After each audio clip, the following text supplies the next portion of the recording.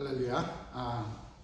이 시간에는 히브리서 2장 5절부터 18절 말씀을 가지고 우리가 은혜를 나누기를 원합니다.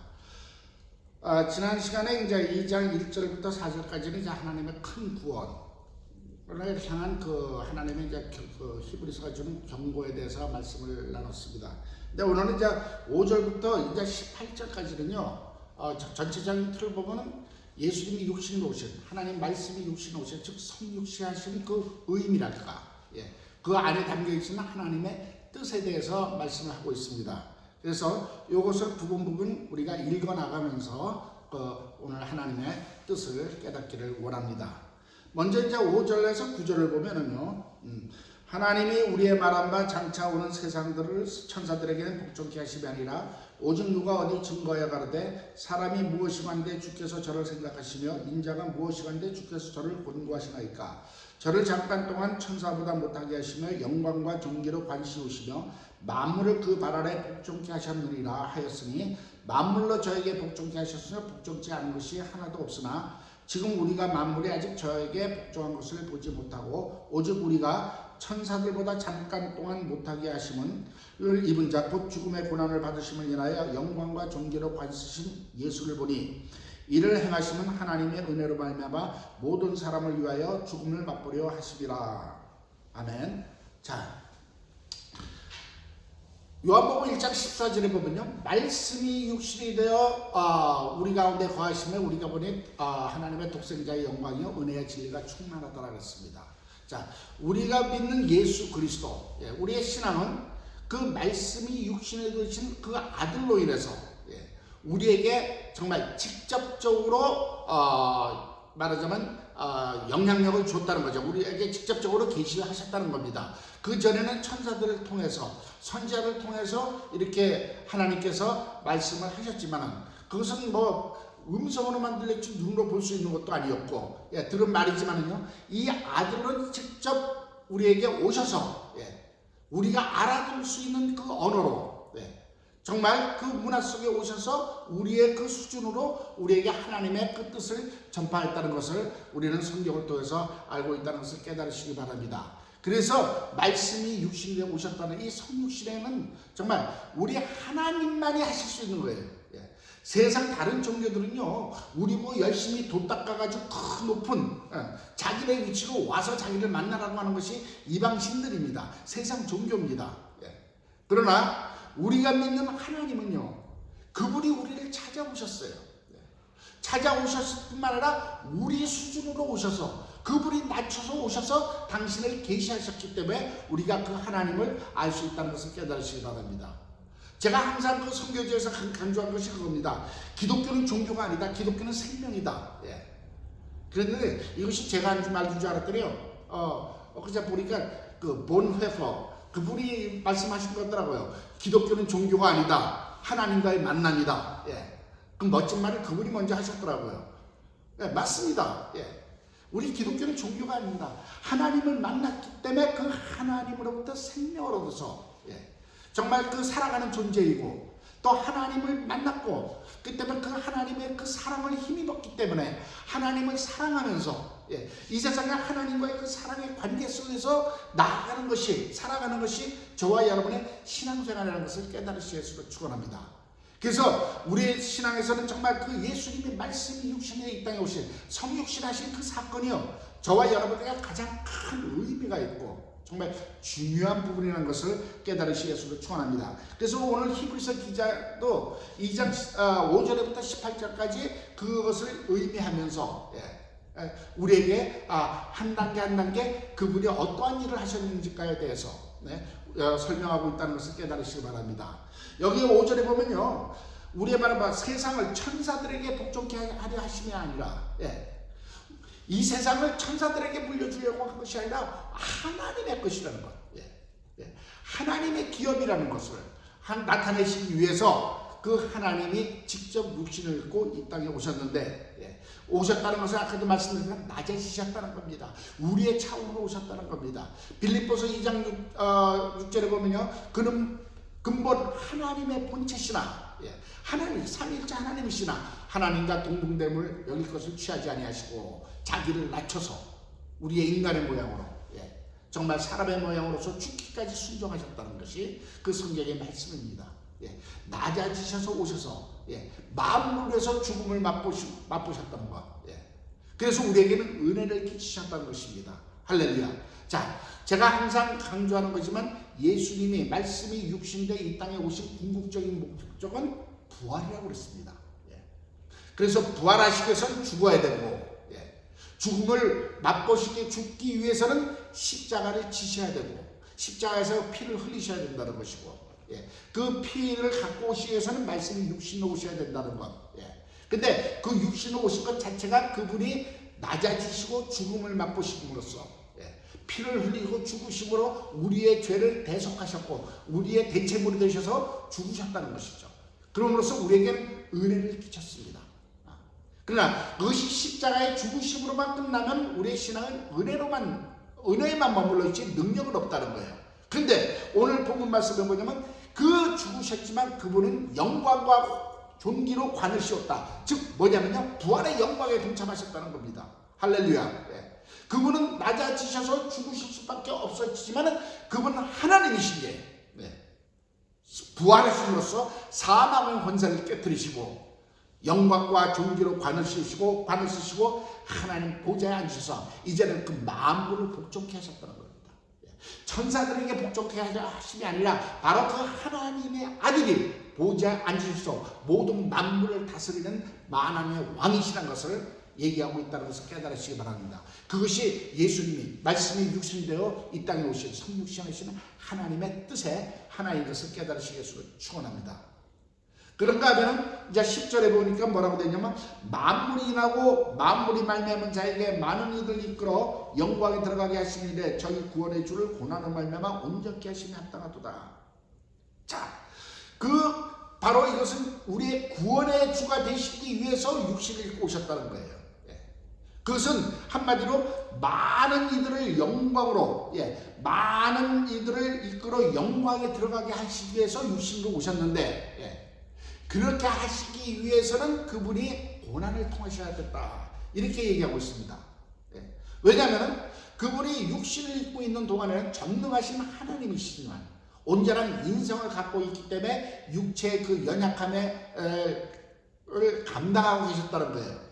육체의 그 유한함 속에 있었다는 겁니다. 즉 전지전능하시지만은 무소부지할 수는 없었다는 것. 그 다음에 육체의 그 연약함에 있어서 그분도 굶주리고 정말 고통을 받고 육신적인 고통도 받고 여러 가지를 경험하셨다는 겁니다. 그러한 연약함이 있고 그 다음에 하나님의 뜻을 받으려면요 우리 육체로서는 정말 그 감당할 수 없는 부분이 너무나 많이 있지 않습니까?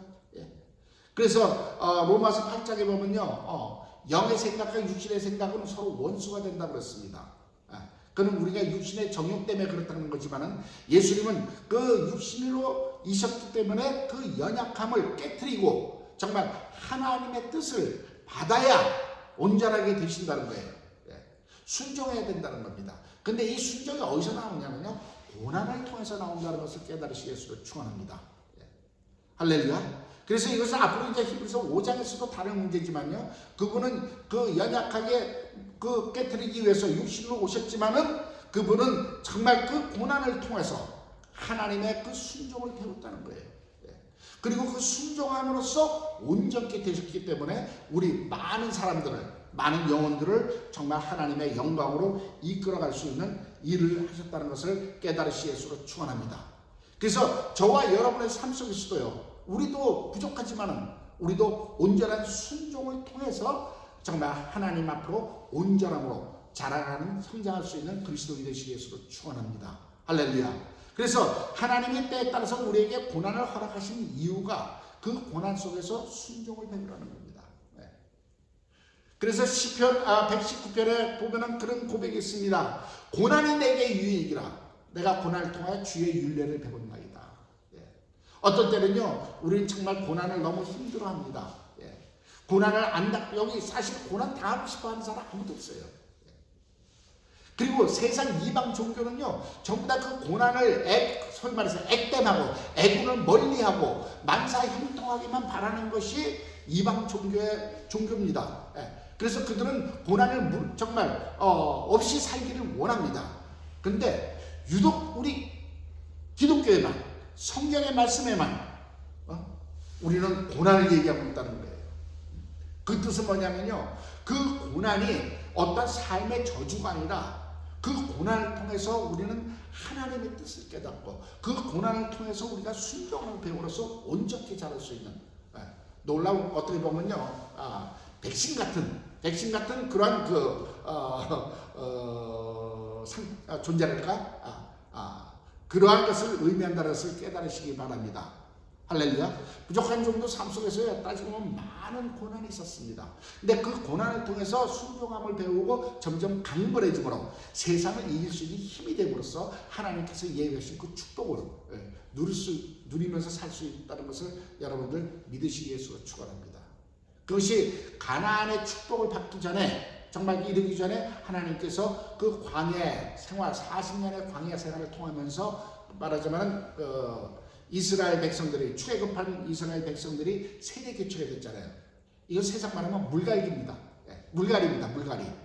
완전히 그 믿음이 없이 노예로 살던, 근속으로 살던 그 백성들을 세대 교체, 물갈이를 해서 그 광야에서 태어나고 하나님의 그 은혜 속에서 살아가면서 하나님과의 그 교제 속에서 신앙도 잘하고 그 강박한 환경 속에서 강건해진 여호와의 정병들로 세운 다음에 가나안에 들어가서 그 땅을 정복할 수 있는 그러한 능력을 부여하신 것을 깨달으시기 바랍니다.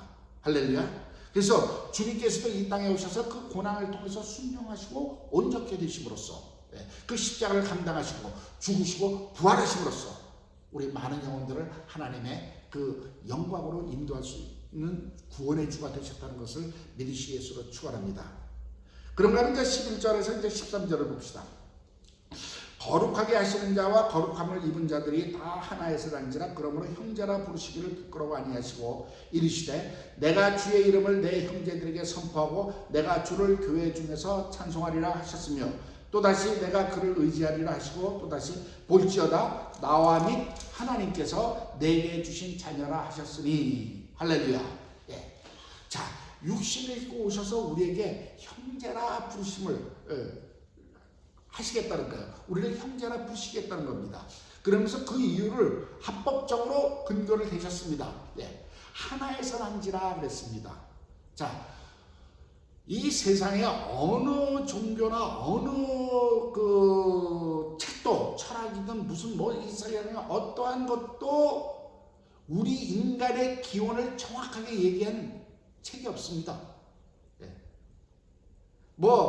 진화론을 얘기해보면 그것도 하지만 그것도 항상 우리가 알잖아요. 진화론은 가설이라는 거. 그렇지만 이 성경만큼은 우리 인간의 그 기원을 정확하게 얘기하고 있다는 거예요. 왜? 하나님이 창조주시고 그분께서 우리 인간을 이 땅에 지으셨기 때문에 그분만이 제일 잘하시는 거잖아요.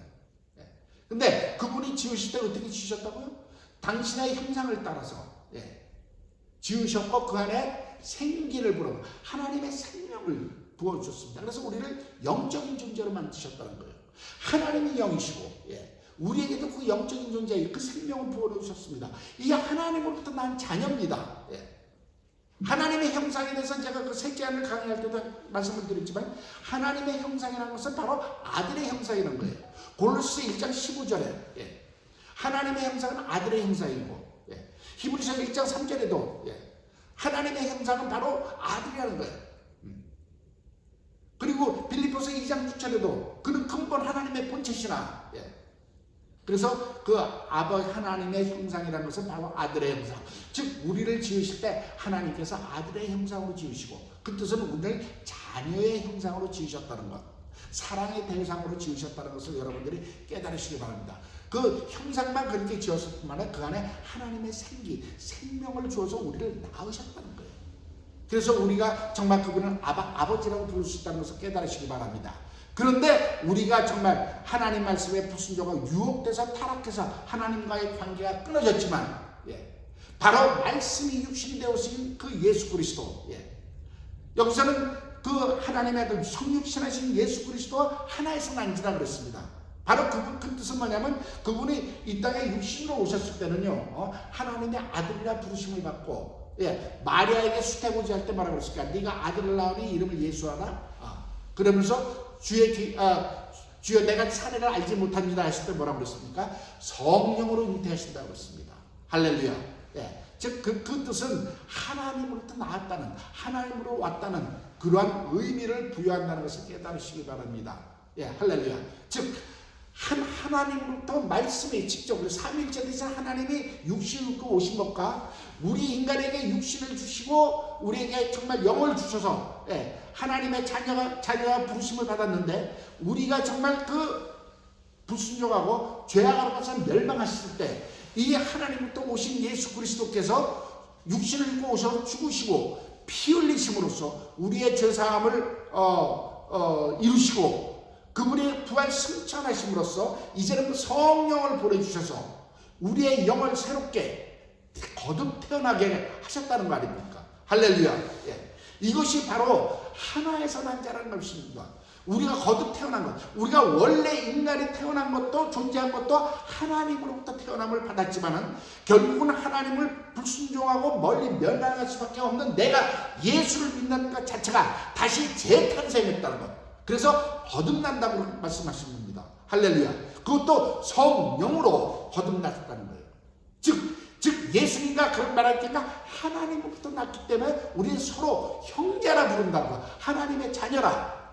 할렐루야. 이런 부르심을 입었다는 것이 저와 여러분에게는 정말 축복 중에 축복이라는 걸 깨달으시기 바랍니다. 이제는 우리의 신분이 하나님의 자녀라는 거예요. 비록 내가 세상에 속해서 살고 있고 지금 세상에서는 누리는 거고 가지는 거고 세상 사람이 비웃을지 모르지만요, 그래도 나는 하나님으로 태어난 하나님의 자녀라는 것 깨달으시 예수를 축원합니다. 이 하나님의 자녀라는 의미는요, 다른 말로 거룩함을 입었다는 거예요. 예수 그리스도의 피뿌림으로 내가 정말 멸망했던 죄악의 삶을 살고 정말 그렇게 죄 속에서 퉁그렸지만 이제는 그 거룩하신 예수 그리스도의 피뿌림으로 인해서 내가 하나님의 거룩함에 속해 있다는 겁니다. 할렐루야. 그렇기 때문에 이제는 거룩한 하나님과의 연합이 될 수 있다는 것 믿으시 예수를 축원합니다. 나중에 이제 점점 제가 말씀을 드리겠지만 이 거룩함을 입은 자와 즉 연합, 하나님과의 연합이 우리 삶 속에서요 얼마나 축복의 삶이라는 것을 여러분 정말 깨달으시고 경험하시기 예수를 축원합니다. 이 연합이라는 것은 다른 말이 아니라 하나님의 임재 속에 거한다는 겁니다. 십자가에서 가서 얘기했지만 지성소가 열렸다는 거예요. 할렐루야. 그렇기 때문에 우리는 언제나 그 지성소로 들어갈 수 있는 길이 열려있고 그 지성소로 들어갔을 때 하나님의 그 영광의 임재 속에 거할 수 있다는 것. 이것이 꼭 우리가 죽어서 천국 가서만 이루어지는 것이 아니라 이 땅에서 살아갈 때 오늘도 이 순간도 저와 여러분이 정말 그 마음속으로 주님을 사모하면서 정말 그 주님의 그 거룩함을 힘입을 때마다 저와 여러분은 그 지성소 안에서 하나님의 임재 속에서 그 영광의 생명의 능력을 누릴 줄 믿으시기 바랍니다. 부족한 정도의 이 말씀을 증거하고 정말 이렇게 선포할 때도 이 순간에도 하나님의 그 장막으로 그 임재 속에서 말씀을 전하게 된다는 것을 여러분을 깨달으시 예수를 축원합니다. 이랬을 때 하늘로부터 무한한 그 생명의 능력이 내 영혼을 강력케 함으로 내가 이 세상에 속해서 살고 세상 것으로 누리지 못하지만요 이 세상에서 하나님의 능력으로 세상을 이기며 살 수 있는 그런 능력 있는 그리스도의 삶을 살 수 있다는 것을 깨달으시기 바랍니다. 이게 거룩함의 연합하는 겁니다. 그래서 우리의 삶은요 날마다 그 거룩함을 사모하면서 그 주님의 임재 속에 들어간다고 해서 깨달으시기 바랍니다. 저와 여러분이 예수를 믿는다는 것은 이미 그 핏뿌림이 나한테 있다는 말입니다. 할렐루야. 그 핏뿌림 속에서 나는 거룩함으로 정말 내가 말씀에 순종하고 정말 그 사모하면서 세상과 정말 구별되어서 세상적인 가치관에 사는 것이 아니라 하늘의 가치관을 바라보면서 살아가는 그리스도의 되시기 예수를 축원합니다. 이제는 저와 여러분 하나님의 자녀예요. 하나님의 자녀답게 살자고요. 아멘. 세상 것에 눌려가지고 절절매지 말고 좀 당당하게 사시기를 예수를 축원합니다. 그러면서 그를 의지하리라. 바로 예수 그리스도는 믿음의 주요 완성이잖아요. 하나님의 계시의 완성이잖아요. 그분은 이 말씀이 육신되어 이 땅에 오셨을 뿐만 아니라 그래서 죽으시고 우리에게 은혜를 베푸시고 부활 승천하심으로써 하나님의 모든 일을 이루시고 한마디로 하나님의 나라에 회복시키는 분이에요. 할렐루야. 그렇기 때문에 우리는 항상 그분을 바라보고 우리의 삶의 초점은 예수 그리스도예요. 그분이 이루어놓으신 그 길을 보고 우리가 날마다 그 길을 따라가면서 하나님의 영광의 임재 앞으로 나가는 그리스도인 되시기를 예수로 축원합니다. 그분은 그 길을 열어놨을 뿐만 아니라 우리가 그 길로 갈 수 있도록 성령으로 오셔서 이제는 우리 삶과 함께 하시면서 우리를 인도하신다는 것을 믿으시 예수로 축원합니다. 할렐루야. 그런가 하면 이제 14절과 15절에 보면 그분이 또 자녀들은 혈육에 함께 속하였음에 그도 또한 한 모양으로 혈육에 함께 속하심은 사망으로 말미암아 사망의 세력을 잡은 자 곧 마귀를 없이 하시며 또 죽기를 무서워함으로 일생에 매여 중독하는 모든 자들을 놓아주려 하심이니 할렐루야. 그분이 육신으로 이 땅에 오신 이유는 바로 마귀를 없이 하려 하심이라 그랬습니다. 할렐루야. 그래서 요한일서 3장 8절에는 하나님의 아들이 이 땅에 오셔서 마귀를 진멸하려 하심이라 그랬습니다. 그래서 어떤 또 종파에서는 정말 그것을 큰 이슈로 걸고 그냥 마귀를 때려부시고 영적 전쟁하는 것이 복음의 주체인 양 그렇게 강조하는 종파도 있습니다. 물론 잘못된 건 아닙니다. 그러나 우리는 좀 더 큰 틀에서 봐야 될 줄로 믿습니다. 당연히 하나님의 아들이 오시면 마귀를 멸하십니다. 그 멸하기 위해서는 정말 그를 멸하심으로써 우리를 거기에 포로된 우리를 구원하시기 위한 하나님의 그 뜻이 있다는 것을 깨달으시기 바랍니다. 그리고 마귀를 진멸하시기 위해서는 그분이 오셔야 되는 것은 부활하셔야 된다는 거예요. 마귀가 사망의 세력을 잡았기 때문에 그 사망의 권세를 깨려면요 부활이 그 권세를 깨는 길이라는 것을 깨달으시기 바랍니다. 우리는 정말 사망에 매여서 절절매면서 죽기는 무서함으로 살고 있잖아요. 그렇잖아요. 우리가 뭐 각자 잘난 척하면서 살지만요. 너 죽여 그러면 있는 돈도 다 내놔야 되고, 너 죽여 그러면 그 최고 높은 권력 자리에서도 내려와야 되는 것이 우리 인간들 아니겠습니까? 왜? 죽음이 가장 큰 권세이기 때문에. 근데 그 권세를 깨뜨릴 수 있는 분은 바로 예수 그리스도를 통한 부활이라는 것을 여러분들 믿으시겠으면 축원합니다. 주님이 육신을 입고 이 땅에 오셨어요. 피를 가지고 오시고 피 흘리심으로 죽으셨어요. 피 흘리심으로 죽으시기 위해서는 우리의 죄를 감당하셨어요. 그래서 죽으셨지만은 그분은 죄가 없는 분이기에 우리의 죄를 감당하셨기 때문에 그 죄의 값은 그 사망 안에 놓으시기 때문에 그분은 부활하신 겁니다. 할렐루야. 사망의 권세가 잡을 수 없어요. 그래서 사망이 깨어졌습니다. 이제는 사망의 효력이 없다는 거예요. 그래서 마귀의 권세가 깨어졌다 이렇게 표현하고 있습니다. 이걸 예로 든다면요. 쥐약이 있습니다. 이 약을 먹으면 쥐가 죽습니다. 근데 그렇게 사왔는데 쥐가 먹어도 안 죽고 살만 포동포동 찐다면 그 약은 쥐약은 더 이상 쥐약의 효력이 없다는 것. 우리는 알잖아요. 마찬가지 이론입니다. 그 사망 속에서 누군가 하나가 부활한다면 더 이상 사망이 효력이 없다는 것이 나타난다는 것을 깨달으시기 바랍니다. 그래서 예수님께서 육신으로 오셔서 죽으셨고 그렇지만 그분은 하나님이시기에 부활하심으로써 사망의 권세가 깨어졌다는 겁니다.